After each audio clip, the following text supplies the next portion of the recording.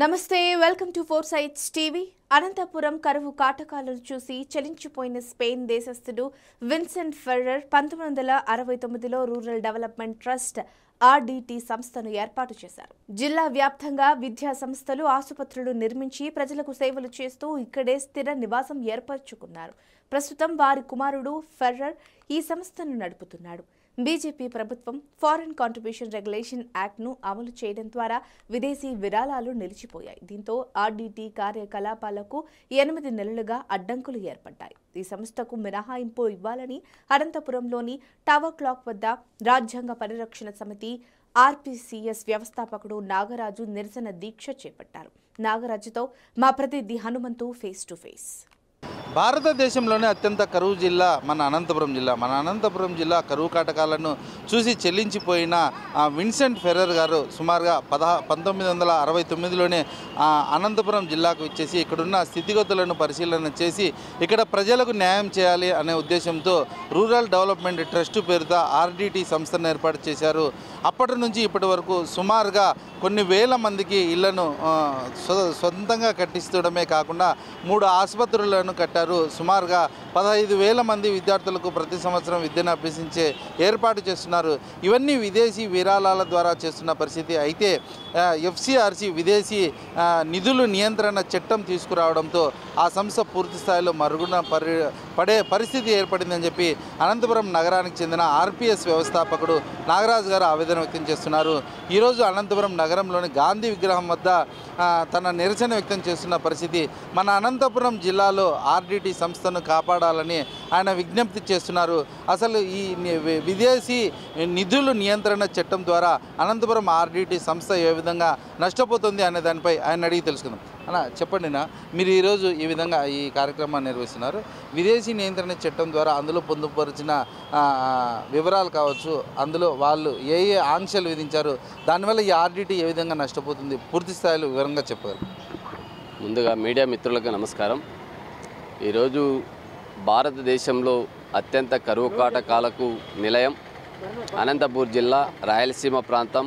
ఉమ్మడి ఆంధ్రప్రదేశ్లో 1969లో అనంతపూర్ జిల్లా పరిస్థితుల్ని పరిశీలించి ఈ ప్రాంత ప్రజల అభివృద్ధి కోసం, ఈ ప్రాంతంలో పేదరిక నిర్మూలన కోసం, ముఖ్యంగా దళిత, గిరిజన, బలహీన వర్గాల కుటుంబాల్లో వెలుగులు తీసుకొచ్చేటువంటి కార్యక్రమానికి విన్సెంట్ ఫెర్రర్ గారు స్పెయిన్ నుంచి వచ్చి ఇక్కడ రూరల్ డెవలప్మెంట్ ట్రస్టును ఏర్పాటు చేసి సేవా కార్యక్రమాలు కొనసాగిస్తున్నారు. ముఖ్యంగా భారతదేశంలో ఉన్నటువంటి చట్టాలు అంటే స్వచ్ఛంద సంస్థలు కావచ్చు, సేవా కార్యక్రమాలు నిర్వహించే వారికి విదేశాల నుంచి దాతల సహకారం అందించాలన్నా, 10 లక్షల రూపాయలు విదేశం నుంచి స్వదేశానికి డబ్బు తీసుకురావాలన్న ఎఫ్సిఆర్ఏ నిబంధన అనేటువంటిది భారతదేశం 1976లో ఆ చట్టం ప్రకారం ఆ ఆర్గనైజేషన్స్కి గుర్తింపు అనేటువంటిది వస్తే విదేశీల నుంచి సహాయ సహకారాల నిధులు మన దేశానికి రావడానికి అవకాశం ఉంటుంది. వాటిని కూడా ఎలాంటి కార్యక్రమాలకు సోషల్, కల్చరల్, ఎకనామికలీ డెవలప్మెంట్ చేయడానికి, అంటే సమాజంలో ఉన్నటువంటి సామాజిక రుగ్మతలను పారద్రోలడానికి, ఈ సమాజంలో విద్యా వైద్యాన్ని పేదలకు అందించడానికి, పావర్టీ ఎరాడికేషన్, అదేవిధంగా రూరల్ ఏరియాస్లో ఉన్నటువంటి డ్రింకింగ్ వాటర్ సౌకర్యం అయితేనేమి, వ్యవసాయానికి సంబంధించినటువంటి ఎకాలజీ డెవలప్మెంట్కి కానీ ఆ నిధులను ఖర్చు పెట్టేటువంటి పరిస్థితి ఉంటుంది. అది భారతదేశంలో పార్లమెంటు చట్టం చేస్తుంది. 1976లో ఏర్పాటైనటువంటి ఎఫ్సిఆర్ఏ చట్టం ప్రతి సంవత్సరము సడలింపులు ఉంటాయి. కేంద్రంలో ఎవరు అధికారంలో ఉంటే వారు ఆ చట్టాన్ని సడలిస్తూ కొన్ని నిబంధనలు పెడతారు.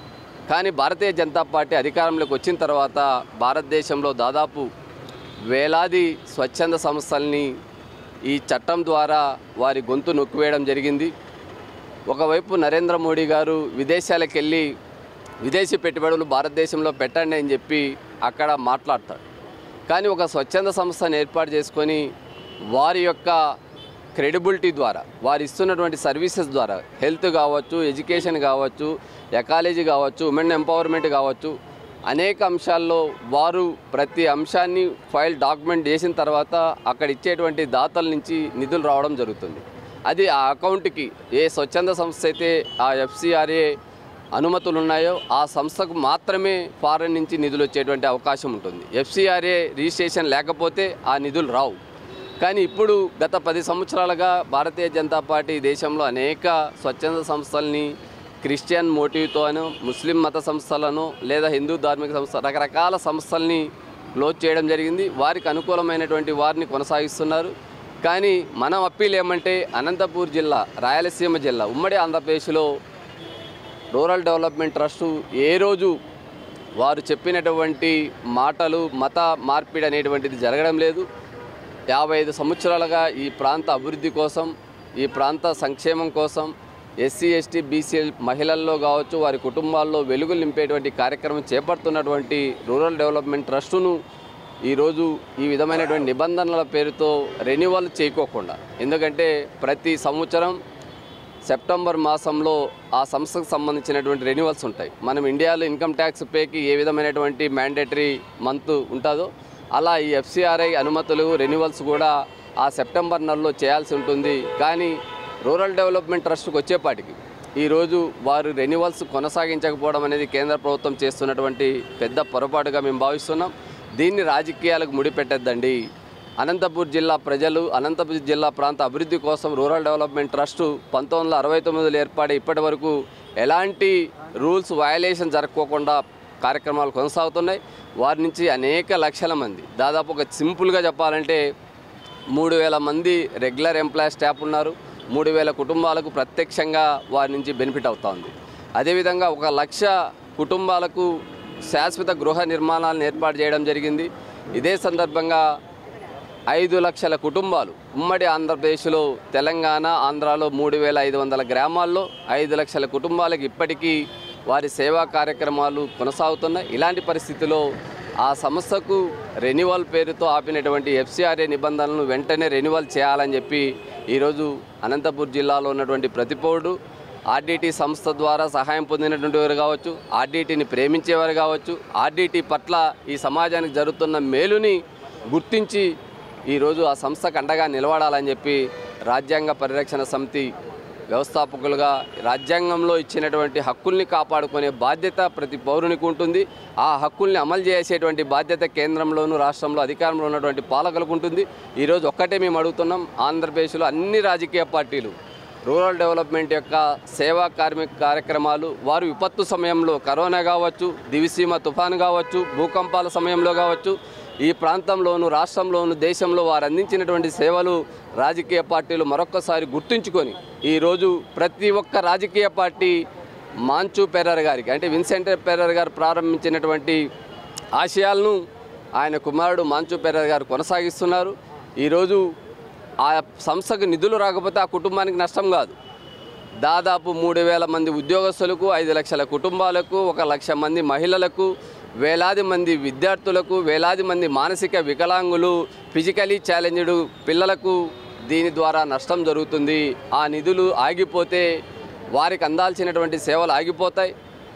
దీన్ని దృష్టిలో పెట్టుకొని కేంద్ర ప్రభుత్వం ఇప్పటికైనా నరేంద్ర మోడీ గారు కావచ్చు, అమిత్ షా గారు కావచ్చు, నిర్మలా సీతారామన్ గారు కావచ్చు, యుద్ధ ప్రాతిపదికన ఎఫ్సిఆర్ఐ రెన్యువల్ చేపట్టాలా, ఆర్డీటీకి సంబంధించినటువంటి డిమాండ్ను చేపడుతూ ఈరోజు అన్ని వర్గాల మద్దతును, ఎందుకంటే ఎన్నికల నిబంధన ఉండడం వల్ల దీన్ని పెద్ద ఎత్తున కార్యక్రమం చేయడానికి పోలీసులు అనుమతి ఇవ్వలేదు. కేవలం వితిన్ సర్కిల్లో గాంధీ బొమ్మ దగ్గర దీక్ష చేపట్టడానికి అనుమతి ఇచ్చారు. కాబట్టి మీడియా సహకారంతోనూ ఈ విషయాన్ని సోషల్ మీడియా ద్వారా ప్రతి పౌరుడు కేంద్ర ప్రభుత్వానికి తెలిసే విధంగా, ఈ యొక్క వాదనని వెళ్ళే విధంగా ఏ పార్టీకి వ్యతిరేకం కాదు, అన్ని వర్గాలు ఆర్డీటీకి అడ్డగా నిలబడాలని చెప్పి ఒక అప్పీల్ చేస్తాను. Thank you.